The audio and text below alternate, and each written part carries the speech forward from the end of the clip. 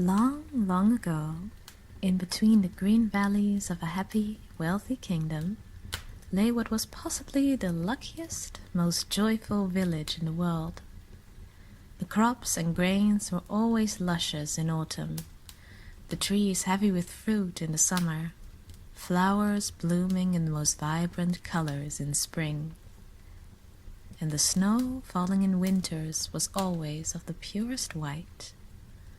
The people of this village smiled and praised their good fortune, raising families with no fear of illness or starvation, generation upon generation basking in the sun and dancing in the rain, thanking the gods for their blessings.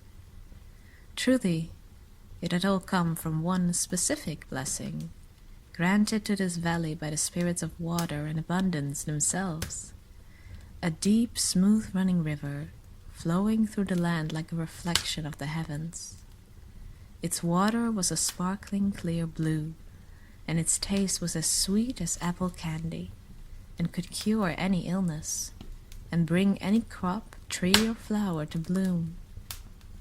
"Always make sure you thank the river," mothers said to their children, "for without it we would be doomed." And that is how, parent to child, elder to youth, instilled the importance of gratefulness in their people. And the children would nod and thank the river every day, watching the sunbeams play with the surface of the water. However, as time went by, the village lost more and more memories of hardship or endurance, and began settling in a soft blanket of comfort. The concept of gratefulness began taking the shape of an unnecessary, old-fashioned chore, rather than the core principle it had once been. "Why should we thank a river?" the villagers started saying. "It's not like it has been flowing here out of its own free will, its own charity. The rivers are just rivers, they don't think or feel. It's so stupid to show appreciation when it doesn't even talk back. People used to be so gullible." And so one day, at the central market, when all laid out their colorful fabrics, newly picked fruit, fresh baked bread, and hand-woven baskets, the happy, comfortable buzzing of village noises was stripped away by the cry of a child. Unaccustomed to such a disturbing, ugly noise, the people snapped their heads in absolute horror, looking for what could possibly have been the cause of it. And soon gasps of fear and looks of disgust drew over the crowd, as people hurried on their pretty leather shoes to throw themselves against the walls, unable to look upon something so horrid. Through the parted crowd, in the stunned silence of the marketplace, came the thud, thud, thud of a cane, and the shuffle, shuffle, shuffle of old slouching feet. An elderly, wrinkled, bent-over woman, pulling herself along with a crooked cane, her rags and hair so matted and dirty it was indistinguishable from an old doll left in a thunderstorm and forgotten by its owner. Who are you?" one of the braver villagers asked. "What is your business here? Shoo! Shoo!" "Please, kind sir," said the old woman, "I am very old and have not much to live, but it has always been my dream to see your marvelous river. I would be most grateful if I could have a sip. It may even cure my illness." The villagers recoiled at the suggestion, looking at the woman with defiance and revulsion. How could someone as ugly and withered as Dad ask them such a thing? What if she was cursed and infected the river? What if she had watched them from afar and was coming down to take away their luck out of jealousy and spite? They couldn't let that happen. Besides, hadn't she said she was dying soon? It wasn't like they would be wasting anything. And so, with bitterness and disgust in their hearts, they each grabbed a broom and beat the old woman to death. They beat her for so long and so hard that after many hours of hitting the poor woman's body, it had turned to dust. And as the wind began blowing the dust away, a coarse, rough voice rang over the village. "You have chosen your fate." And not long after, the village experienced an emotion they had never felt before: panic. As the next morning, children walked to the river to get water for their mother's cooking, only to find it to be completely dried up. Not even a single gasping fish or stone or plant could be found at the bottom. Just a deep, dark, deserted pit, reaching and swirling until far into the horizon. In desperation, people began to pray and hoard whatever food and water they still had, barring their doors and windows against anyone who might try to steal them. Some even began to try and dig further into the riverbank to see if more water could be found. But all effort was in vain. In this village, there lived a widow with one daughter. She had always been a good woman, and her daughter was just as pure of heart. But unfortunately, even she suffered the consequences of her neighbor's actions. For just a few days after the river dried up, the widow grew very ill. Every day her daughter tried to take care of her, but without the water from the river, she could do very little to help. Helpless and grieving, the maiden ran to the willow behind their house and fell to her knees, tears rolling down her cheek. She cried and prayed and begged for something to come help her, for she did not want to lose her mother. Then a gentle breeze blew over her hair, drying her tears and making the willow branches sway around her, as a calm, gentle voice began to speak. "Dear maiden," it said, "take some bread, some milk, and some honey from the kitchen, and then follow the river bank. After 3 days you will come by a waterfall so high it reaches the stars. Offer what you have, and the waterfall will return the river to your village." Then the breeze disappeared, and the voice with it. The maiden did not want to leave her mother, but knowing she had no choice, she went into the kitchen and collected the items she was told to bring, putting them in a large bag and slinging it over her shoulder. She then kissed her mother goodbye and began her journey along the riverbank. The first day of travel, she kept close to the line of trees, so that she wouldn't fall into the pit and could stay out of the sun. However, the longer she walked from the village, the more her heart began to race with fear. Thoughts of the possible dangers ahead suddenly flooded her mind, and it caused her such a fright she sat down by one of the trees and sobbed into her hands. "Miss," said the sudden squeaky voice in front of her, "why are you crying?"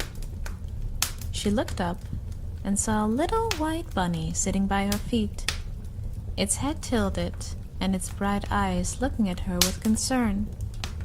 She dried her tears and told the bunny about the river and how scared she was.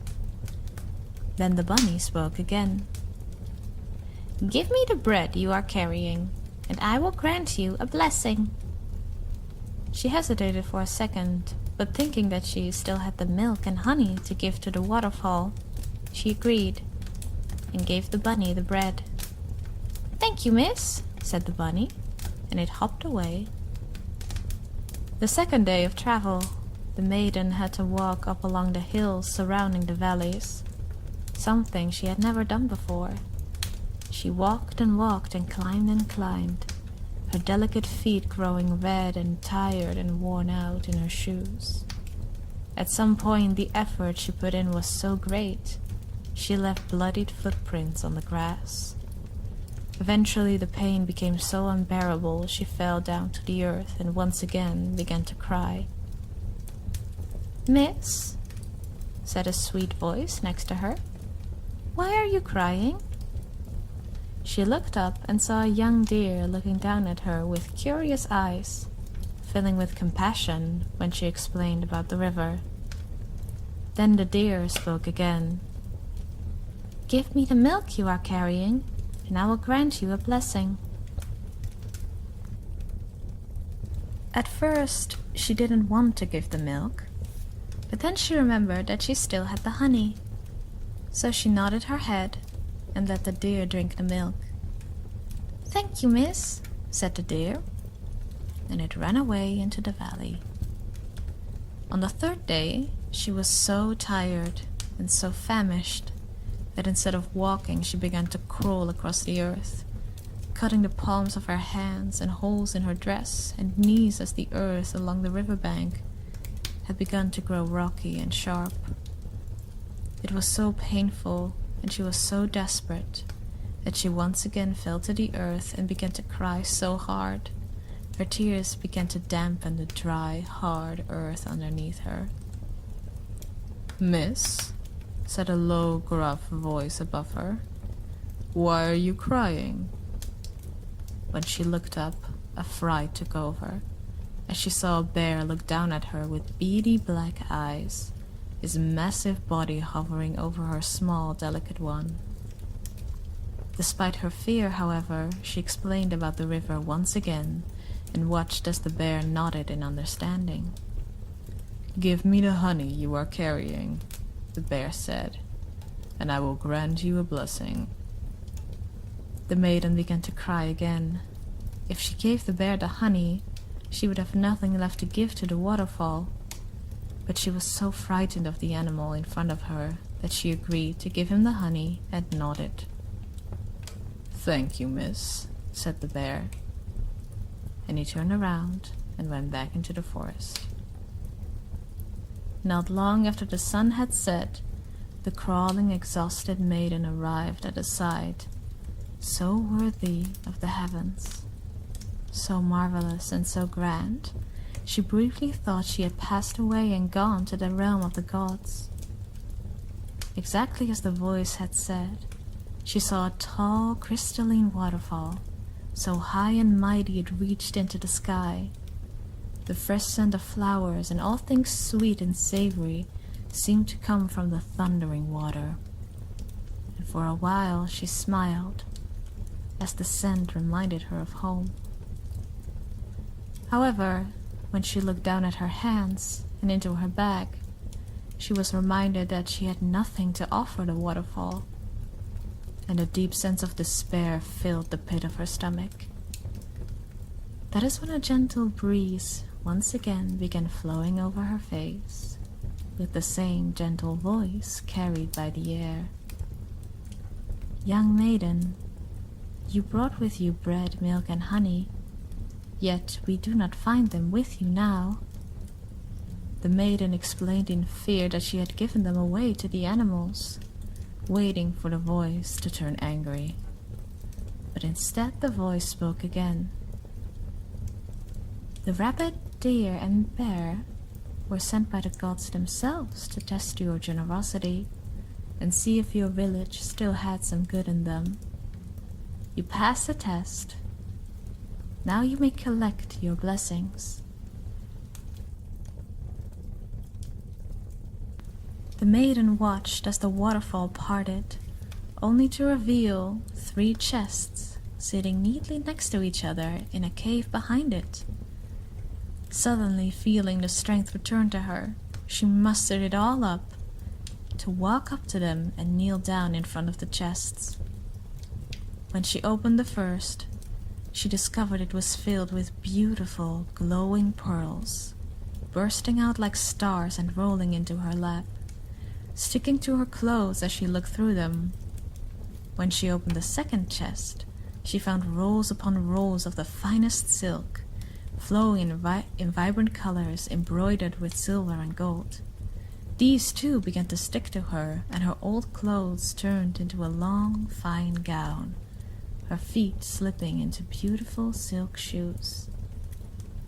Then, when she opened the third chest, a cascade of flowers bursted out and fell down on her like soft, beautiful petals, dancing around her and braiding themselves into her hair as she reached up to catch them. The maiden danced in happiness in that cave, laughing and jumping in joy. "Now go back home," the voice said, "and find your river flooding again. But let this be a reminder to the village that one must always be grateful for what one has, and to always share what one has with those less fortunate. Only through that can joy be spread and not hoarded for one's own greed." And so the maiden watched as the hollow, dry pit grew full with smooth running water, reflecting the stars in the sky, and just as splendid and beautiful as she remembered. After the river was full again, a small boat emerged from the cave, sliding into the water and laid with pillows, soft bread, and sweet milk. "This boat will bring you back home. Step inside and it will start floating away." And so the maiden stepped inside, and just as she sat down, the boat began to take her home, where she found her village had already started to thank the river once again.